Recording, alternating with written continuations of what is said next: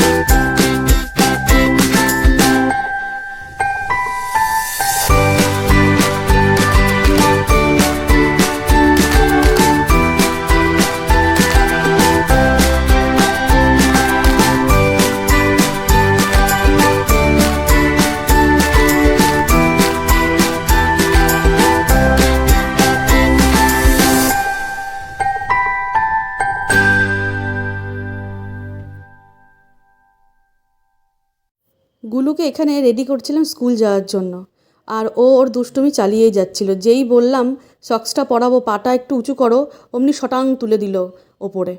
সারাক্ষণ মাথার মধ্যে কিছু না কিছু দুষ্টুমি চলতেই থাকে চলতেই থাকে।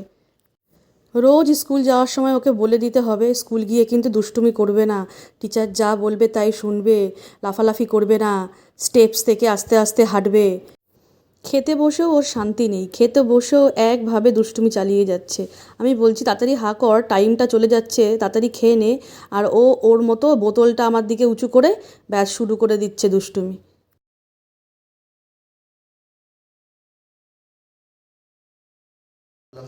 শোনো, শোনো, আরে তাকা আমার দিকে। তুমি যাচ্ছ তো অফিস, আসার সময় তাহলে একটু খাবার নিয়ে এসো। আবার কি হলো, পেট ব্যথা করছে?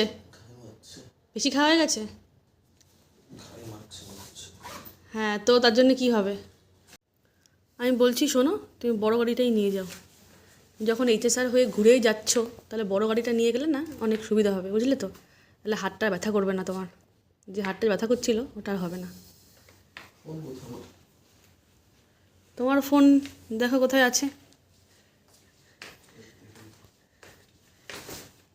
যে ছুঁড়ে ছুঁড়ে ফেলছো কেন? সব কে ঠিক করবে এইসব? আমি ঠিক করব? সারাদিন আমার শুধু এই কাজ। এখন তুমি নাক দেখে ঘুমাবে 2-3 ঘন্টা। এখন আমি ঘুমাবো না, এখন আমার অনেক কাজ আছে।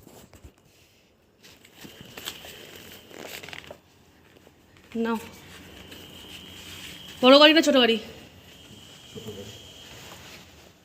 নাও তাহলে, ছোট গাড়ি মানেই হচ্ছে হেলমেট। মাস্ক আছে তো, মাস্কটা বের করো। এটা আসছি তাহলে। হ্যাঁ, সাবধানে যেও।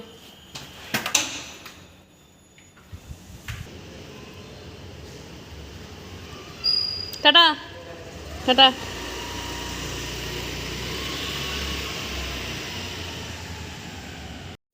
যাক বাবা, দুজনকে রেডি করে স্কুলে অফিসে পাঠিয়ে দিয়েছি। এখন আমি ফ্রি। এখন আমি নাচবো, গাইবো, রান্নাবাটি খেলবো, কেউ কিচ্ছু বলার নেই, কেউ ডিস্টার্ব করারও নেই। তো সবার আগে এসেছি গুলোর বই খাতা ঠিক করতে। ওর এক্সাম শুরু হবে হাফ ইয়ারলি, তার আগে অনেক প্রজেক্টের জিনিসগুলো একটু ঠিকঠাক করে গুছিয়ে রাখছিলাম। গুছিয়ে রাখতে রাখতে হঠাৎ করে মনে আসলো যে ওর যে পুরনো খাতা বইগুলো আছে সেইগুলো কিছু কিছু আমাকে সর্ট আউট করতে হবে, যেগুলো কিনা শেষ হয়ে গেছে ওগুলোকে ফেলতে হবে। তারপর এই যে দেখছেন চুলগুলো ছেড়ে রেখেছি, চুলে দিয়েছিলাম তেল। একটা সময় আমার চুল প্রায় হাঁটুর নিচে পর্যন্ত ছিল।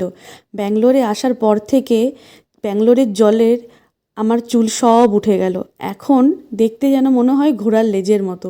খুব শিগগিরই আমাকে গিয়ে চুলগুলো কাটতে হবে, না হলে এই চুল নিয়ে আর থাকা যাচ্ছে না। গুলুর বই খাতাগুলো ঠিক করতে করতে ওর আলমারিটাও গুছিয়ে নিচ্ছিলাম। গুলু স্কুল যাওয়ার আগে আমাকে বলে গেছে, মাম্মি, ছোটে পাপা ছোটে মাম্মি পুজোর যে জামা কাপড়গুলো আমাকে পাঠিয়েছে সেগুলো কিন্তু তোমার ব্লগে আজকে অবশ্যই দেখিও, তাহলে আমার বন্ধুরা দেখতে পাবে স্কুলের। এই দেখুন এতগুলো নতুন জামা কাপড় চোপড়। গুলু অনেক দিন ধরেই বলছে, মাম্মি তুমি তোমার ব্লগে সব কিছু শেয়ার করো, আমার জন্য যে গিফটটা আসলো সেটা তো তুমি কাউকে বললে না, সেটা তো দেখাতে পারতে যে আমার জন্য নতুন জামা কাপড় চোপড় এসেছে। তো আমি ভাবলাম যে হ্যাঁ ঠিকই তো তাই, ওর এত ইচ্ছা, ওর বন্ধুরাও এই ব্লগটা দেখে, ও সবাইকে স্কুলে গিয়ে আবার বলে যে জানিস আমার মাম্মি ব্লগিং করে।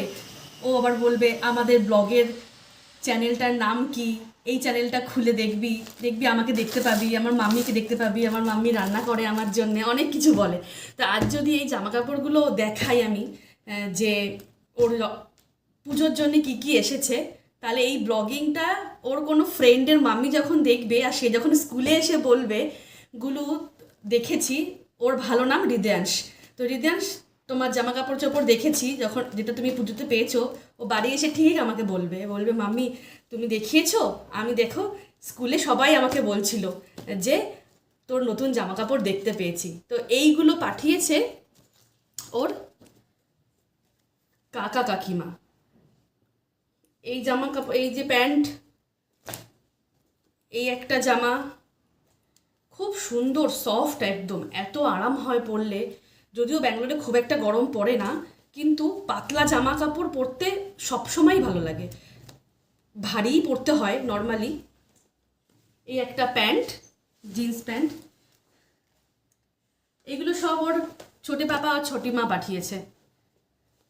সোয়েট শার্ট, কেন ব্যাঙ্গালোরে যা ঠান্ডা পড়ে, যখন তখন বৃষ্টি হয় আর যখন তখনই একটু মোটা জামা কাপড় লাগে। এই একটা জামা পাঠিয়েছে, এইগুলো আমি কিনে দিয়েছিলাম, হাত কাটা জামা। এটা ওর মামাম কিনে দিয়ে গেছে, মামাম জামা কাপড় আরও অনেক কিছু কিনে দিয়ে গেছে, কিন্তু সেগুলো কয়েকটা আমরা পরে ফেলিয়েছি ওকে, মানে পরে নিয়েছে ও। এই একটা নতুন জামা, এখানে জামা, মানে ওর জামা কাপড়ের তো শেষ নেই, বাচ্চাদের কি আর জামা কাপড়ের শেষ হয়।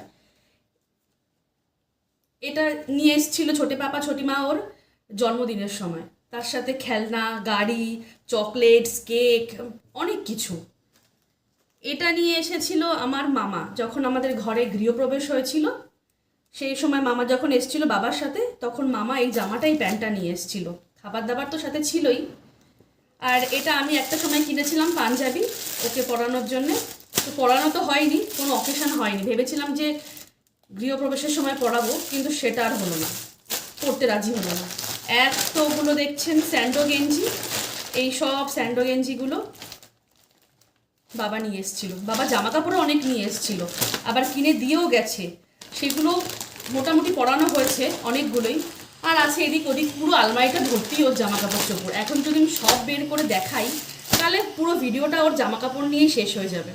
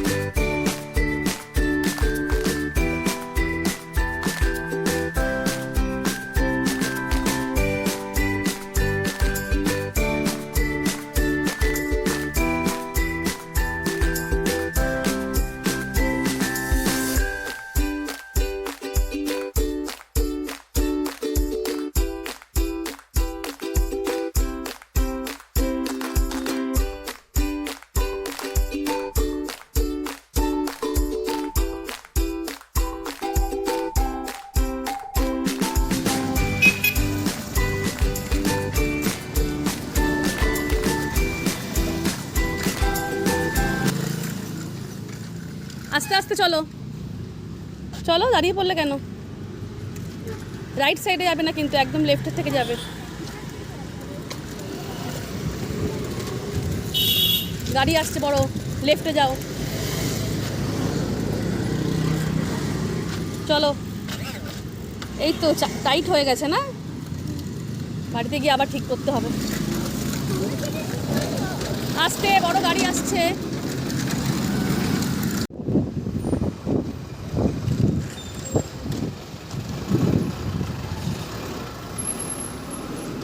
ওদিকে না, ওদিকে না, বাড়ির দিকে চলো, বাড়ির দিকে চলো। পুরো রাস্তা তুমি সাইকেল চালাতে চালাতে এসেছো, আর দরকার নেই, এবার বাড়ির দিকে চলো।